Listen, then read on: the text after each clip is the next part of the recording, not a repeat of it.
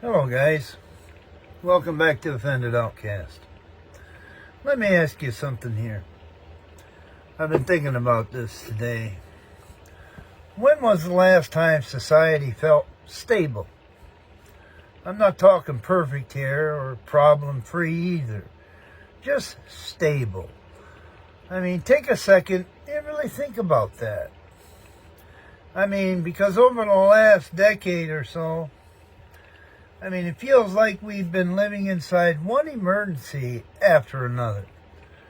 You know what I mean? Economic pain, economic panic, health scares, political chaos, cultural collapse, housing crises, supply chain disasters, wars, market volatility, AI replacing jobs, and retirement insecurity. I mean, it's just one pressure point after another. And, and every single one of them, they come wrapped in the same packaging. Urgent, breaking, unprecedented, act now, pay attention, stay alert. I mean, it just never stops. And I kind of wanted to explore that carefully. I mean, what if this isn't just a series of unrelated crises? I mean, what if we're living inside a system that requires crisis to function? And not because someone sits in a room plotting it either, because I think crises, I know they become profitable. And everything's become about revenue. So let me define what I mean here. I call it the permanent crisis economy. A system that's been built where attention equals revenue, fear equals engagement, urgency equals spending, and instability equals control. And in this system, calm is bad for business, guys. Because being calm reduces engagement, and it reduces urgency buying, and it reduces emotional mobilization. We don't get wound up as bad, and it reduces our vulnerability. Because when calm reduces profit, calm becomes inconvenience. And because let me be clear here. I mean, crises are real. I'm not arguing that. Problems are real and hardships are real, yes. And I'm not denying that. But I'm talking about the amplification that comes from what we're seeing today. And I'm talking about how it's become more of a permanent structure to it. I'm talking about the fact that there's no time to decompress before. We can't decompress from it. We're constantly wound up like a 7-day clock. There's no recovery cycle.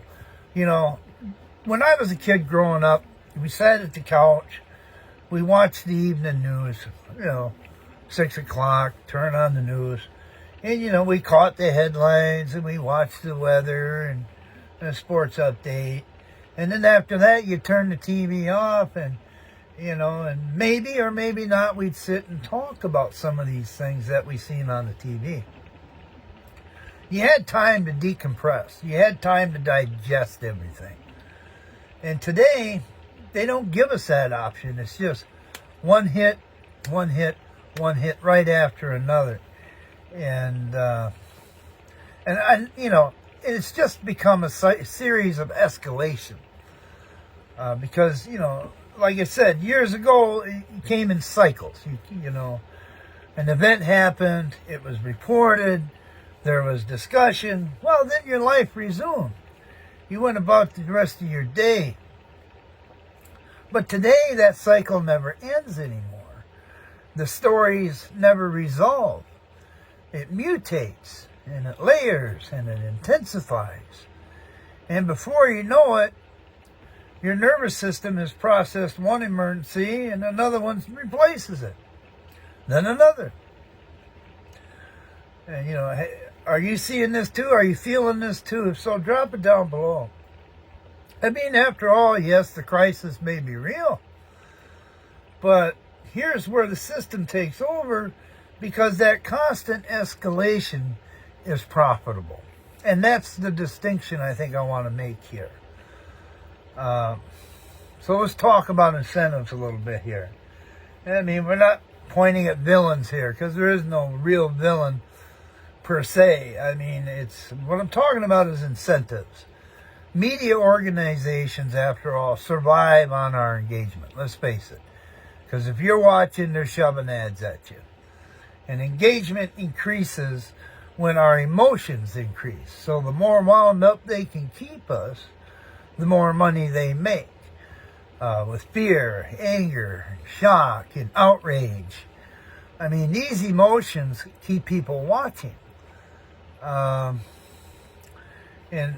our technology platforms today really survive on time spent. Because if you're in front of the screen, you're not outside doing something productive. You're not out tending your garden. You're not out there repairing a lawnmower, you know. I mean, after all, because when we're emotionally activated or wound up like a 7-day clock, of course that increases the time we're in front of that screen. And corporations are benefiting from that sense of urgency. After all, you hear it all the time. Limited supply, prices are rising, act now, before it's too late. You know what I'm talking about. You see it all the time. And I think some of the worst actors are our politicians, because they benefit from mobilized emotion. Because, you know, people don't show up for calm, you know, they just don't. But they will show up for alarm. And our financial markets often benefit from volatility as well. Stability is steady, and they don't like that. But volatility is what I call dynamic. And dynamic movement, of course, creates more opportunity for extraction. And again, it's not necessarily evil. I think it's more structural than anything. Because when a crisis becomes profitable, well, stability becomes inconvenient. And what does this do to us, I guess? You know, well, it creates a permanent stress response.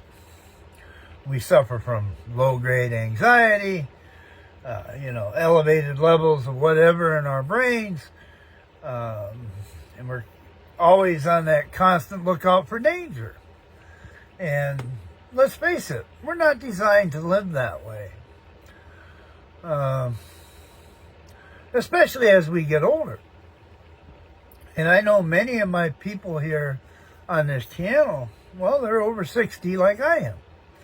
I mean, we've worked, we've raised our families, we paid our dues, and, you know, we had the impression that our later life would bring more stability. But instead, you know, we're being fed one permanent emergency after another. Just look at what happened over this last weekend. Classic example. And then you want to add on, well, we got a retirement crisis. We have a healthcare crisis, housing crisis, market crisis, social collapse crisis. I mean, everything's a crisis.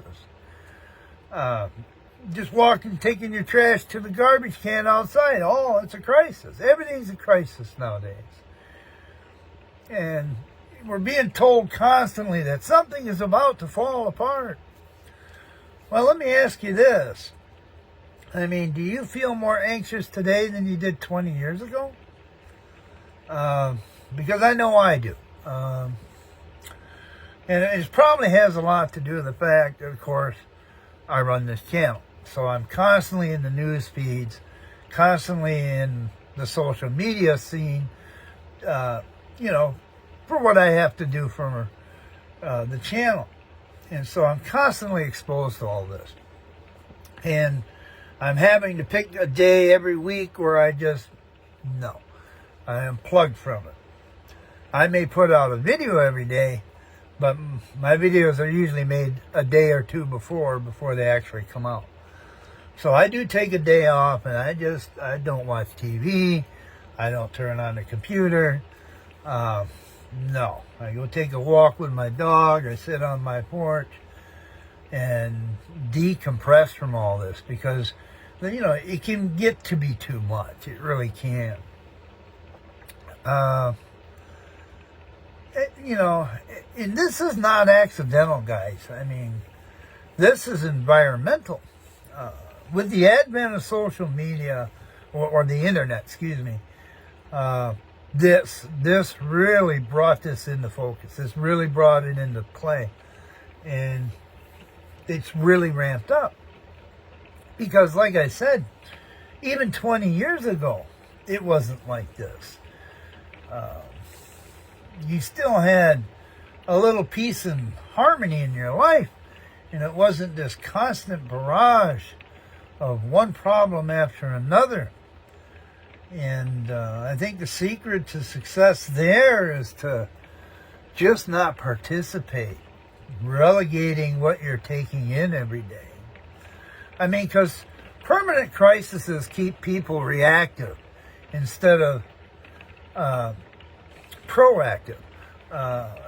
Because if you're reacting to something all the time, you're not building anything. You're not making anything. It doesn't allow us to create alternatives either. And none of this deepens relationships. None of this does. And none of this is simplifying. It really isn't.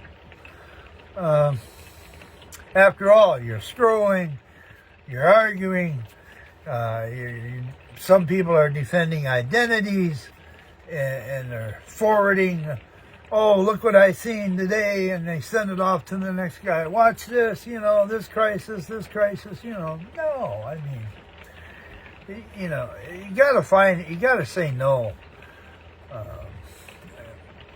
After all, if you're always reacting to something, you're not reflecting on anything. You're not processing anything. And I think reflection is dangerous to systems that profit from our emotion.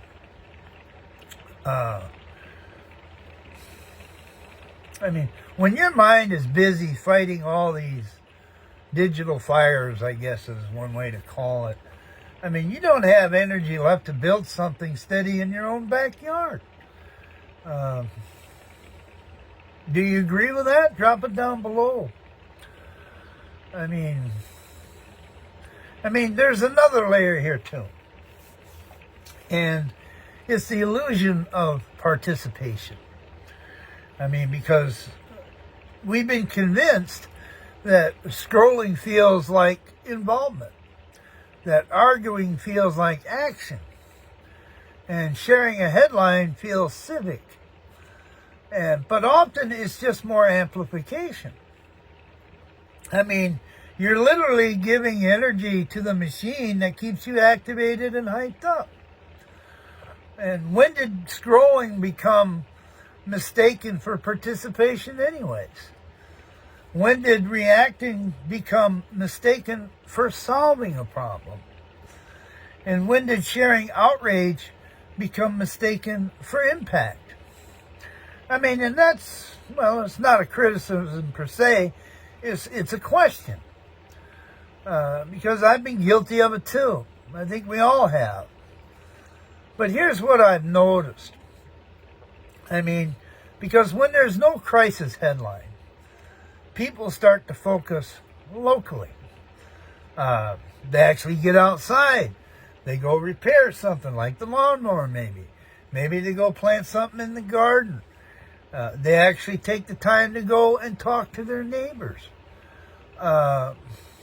They start to simplify their life.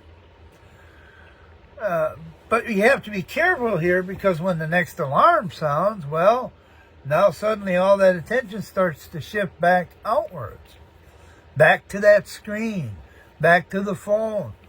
Back to the argument. Back to the emergency. But, and when that happens, of course, you know, our local stability suffers from that.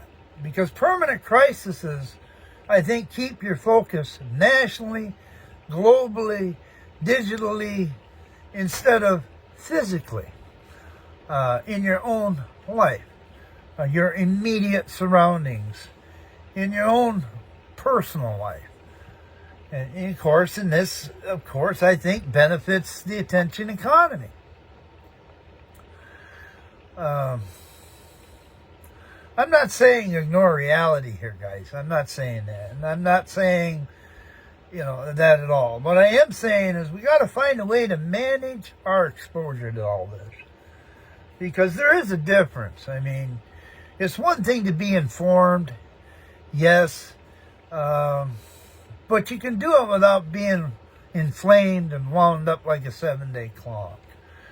I mean, there's nothing wrong with caring about an issue, but don't let it consume you. I mean, after all, we can pay attention without living inside this constant state of emergency. And I think stepping back is a good way to start, you know, turning that off. Because the system trains us to believe that stepping back is irresponsible. Oh, you're not getting involved. Why not? Because I choose not to. Because I think they can be more strategic. Because after all, when we're calm, we're thinking better. We decide better. We build better. And our sleep is a lot better.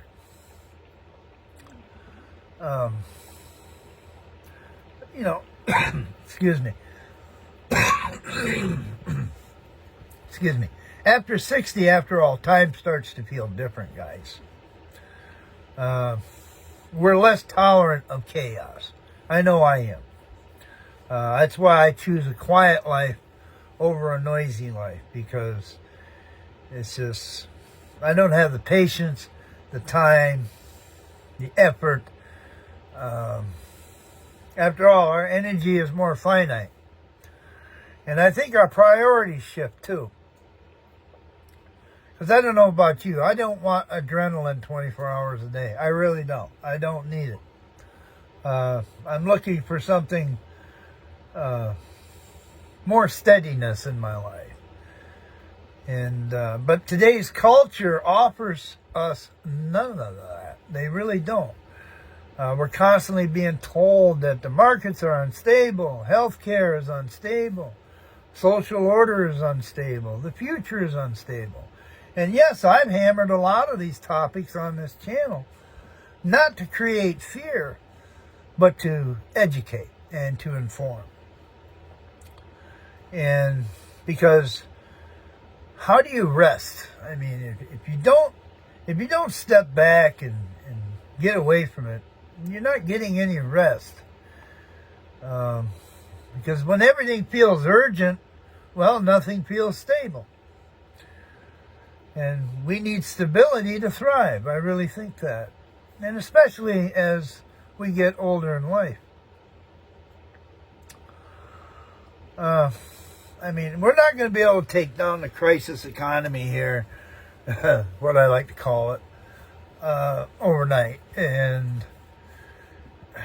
you're not going to do it by fighting it head on, that's for sure, because they don't see you. You're not even a blip on the radar. I think we fight it by starving it. Starving it of our reaction, of our constant attention, of our emotional volatility. And I'm not saying, I mean, it takes discipline. It really does. Because over the last 20, 30 years, so many of us have become conditioned that this is what we're supposed to do every day.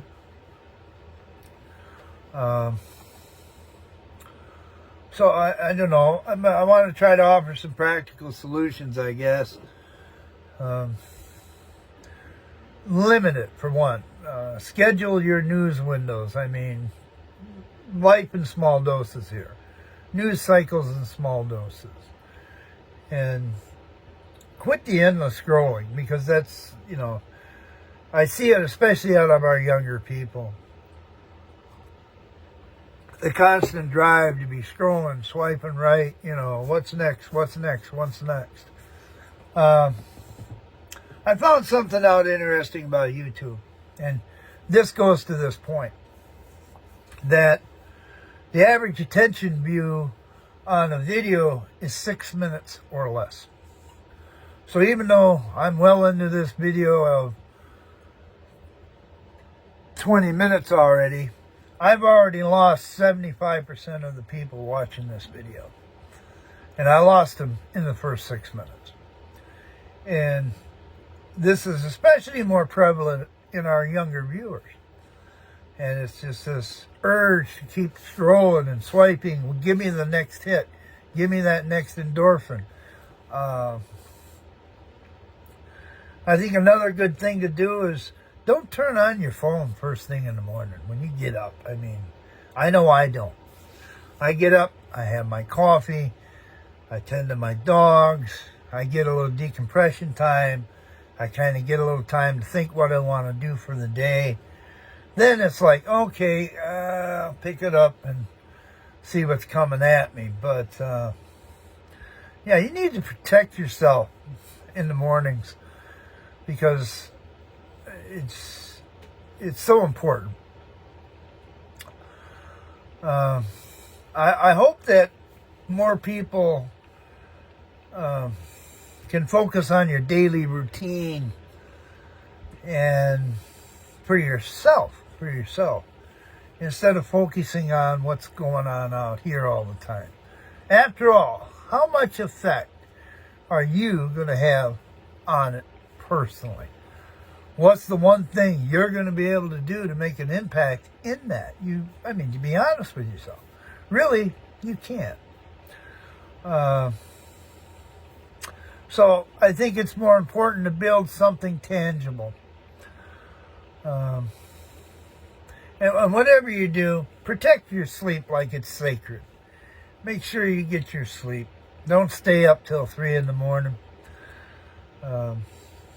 plugged into the machine, because your sleep is so important. Anyways, here's my final thought. I've chosen a quieter life on purpose. Not because I'm unaware of what's happening in the world, because I am. I'm plugged in every day for a couple hours every day to make sure I'm on touch of what's going on. But because I refuse to live in a constant state of alarm. The fire doesn't burn hotter because I'm plugged in all day, or I'm arguing online, or whatever. And because, let's face it, the markets are not going to stabilize because I panic. No. It's just not going to happen. I have no dog in that race. But if I don't, my blood pressure can rise, my sleep will suffer, and my peace erodes. So I think it's important that you find a way to say no. Because after we get over 60, it's not about,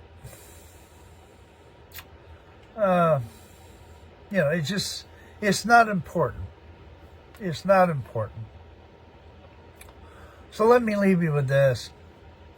I think maybe the most important thing we can do is building a stable life in an unstable culture. And because the world is messy, let's face it. It's changed so much over the last few decades that it's almost unrecognizable. After all, our time deserves some clarity now. Our later years deserve a little dignity too. And the permanent crisis economy, well, it thrives on your reactions. And so instead of scrolling for another emergency, try sitting quiet for a few minutes. And remember that not everything that is urgent is important. And choose what deserves your attention. So let me ask you one final question before I close out. What would your life look like if you stepped out of permanent emergency mode? Think about that for a few minutes. Drop it down below if you want. And until next time, guys, let's rise together.